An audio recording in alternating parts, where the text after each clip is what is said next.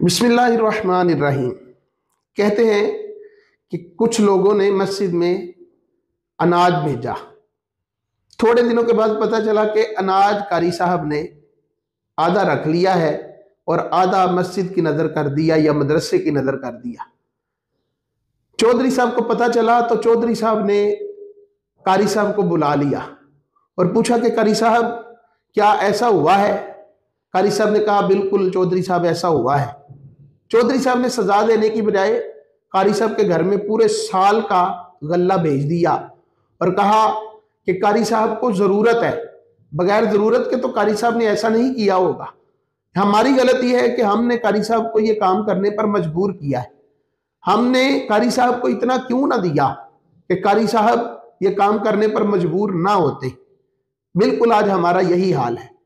हम मदारिस मसाजिद टाइल पत्थर लगा के खूबसूरत बना रहे हैं, गुंबद हम मुकाबलों पर बना रहे हैं, मसाजिद की तज़ईनो आराइश मुकाबलों के ऊपर की जा रही है, मीनार करोड़ों रुपए के बन रहे हैं, मेहराब लाखों रुपए के बन रहे हैं, बेहतरीन किस्म के कालीन बिछाए जा रहे हैं, अच्छे से अच्छा पत्थर फर्श पर लगाया जाता है।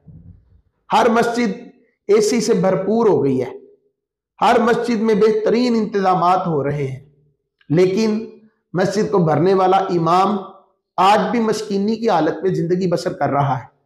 आपने गौर किया है कभी कि वो इमाम जो हमें 5 नमाजें पढ़ाता है, जो अपना सब कुछ मस्जिद को समझ के बैठा हुआ है, जो ये समझता है कि यही वो जगह है जहां से मैंने दीन की खिदमत करनी है, हमने उसको सिर्फ इतना सा वजीफा दिया है कि जिससे उसके घर का निजाम भी अच्छा नहीं चल रहा, उसके बीवी बच्चों का खर्चा बड़ी मुश्किल से पूरा हो रहा है।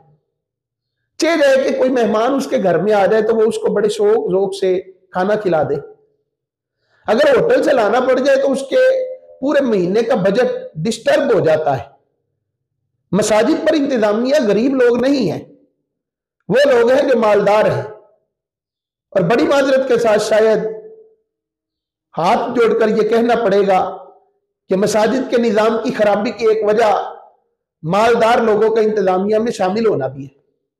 माल जो होता है ना, ये बड़ी बेरहम चीज है, जिसके पास आता है उसके दिल से रहम निकाल देता है। इल्ला माशा अल्लाह, अल्लाह जिस पर रहम फरमाए। ये अपने इमामों को भी अपने कारीगरों की तरह डील करते हैं। क्या क्या जिम्मेदारियां हमने इमाम मस्जिद को दी हुई हैं? क्या ये जिम्मेदारियां अगर मैं अपने बेटे को दूं तो क्या मैं चाहूंगा कि मेरा बेटा ये सारी जिम्मेदारियां करने के बाद सिर्फ 20,000 पर गुजारा करे, सिर्फ 25,000 पर गुजारा कर ले, बड़ी छलांग लगाई तो 40,000 पर गुजारा कर ले? कौन? जिसने 8 साल दरस निजामी किया हो, जो आलिम हो, जुब्बा व दस्तार वाला हो, किताबों से उसका ताल्लुक हो। करना क्या है? इमामत भी करनी है, अजान भी देनी है, हमें जुम्मा भी पढ़ाना है, कहीं जनाजा हो जाए तो उसमें भी शामिल होना है, मस्जिद का निजाम भी देखना है।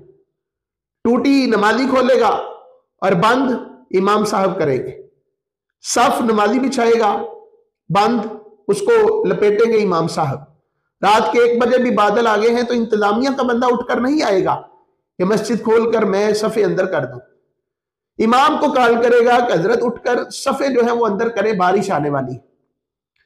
मस्जिद के हाल में 10-10 एसी लगाकर मस्जिद को ठंडा करने वाले कभी गौर करते हैं कि जनाब आपके इमाम साहब की रहाइश मस्जिद की छत पर है, नीचे तो कोई रहाइश देता ही नहीं, और अगर छत पर दी भी है तो चारों तरफ से सूरज पड़ रहा है, और यह हाल है कि उसके बच्चे गर्मी के अंदर बिलक रहे।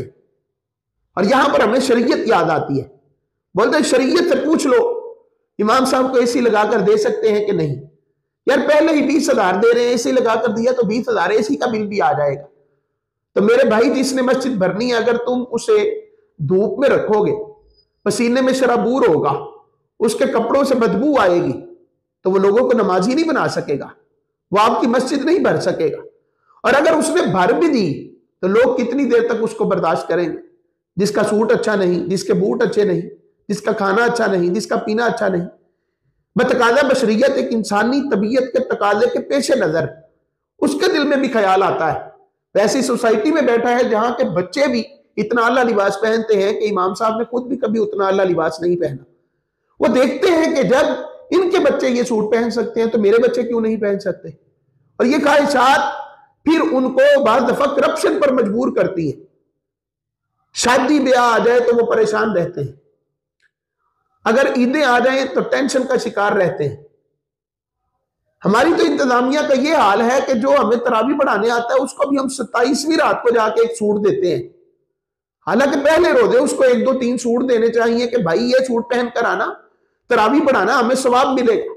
27वीं को भी तो इसीलिए दे रहे हैं ना कि ये पहनेगा, नमाजी है, सवाब मिलेगा। तो आपकी आंखों के सामने अगर वो सिलाई करके पहन के आए तो सवाब आपको मिलेगा और आपका दिल भी ठंडा होगा। 27वीं को जो सूट इमाम को दे रहे हैं, खतीब को दे रहे हैं, या आप हाफिज साहब को दे रहे हैं, वो किस दर्जी को देंगे कि जनाब ये सूट जो है वो सी देना। अपने इमामों को मजबूत करें, इदारों को मजबूत करें, लोगों को मजबूत करें।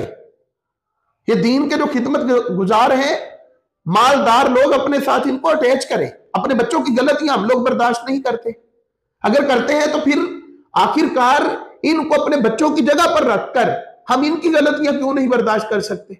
अपने बच्चों को हम हैवी चीजें नहीं खिलाते, उनके लाड नहीं देखते, उनके नाज नखरे नहीं उठाते, उनकी फरमाइशें पूरी नहीं करते।